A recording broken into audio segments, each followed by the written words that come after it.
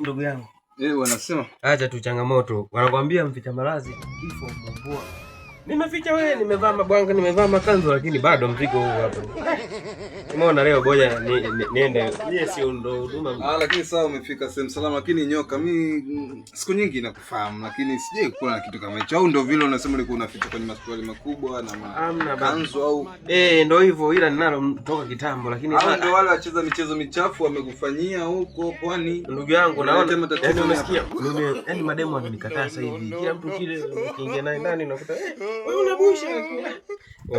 Ndio unatembea na pesa watu ndugu yangu. Vipi hapo? Safi rafiki. Fresh Sasa nini? Sasa wewe unapigaje wewe? Unaje kwangu? Sasa yara niangalia hii kitu nijue. Hii nini? Au pigi na wewe. Unapigaje mzigo? Sasa shida. Unaniumiza hapa. Sikia nikwambie.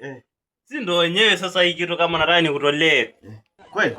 Na nitolee kaje ofisini kwangu nataka mtolewe. Sina wewe kazi. Sasa umeshinda tangu muda wewe. Napigia story tu ngoja nikuoneshe sisi tunavyotoa sasa.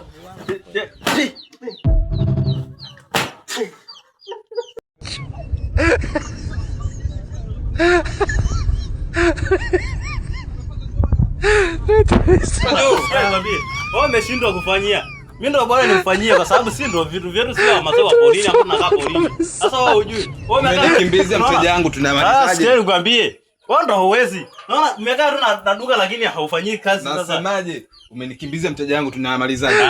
Sasa ndio naweza. Wewe.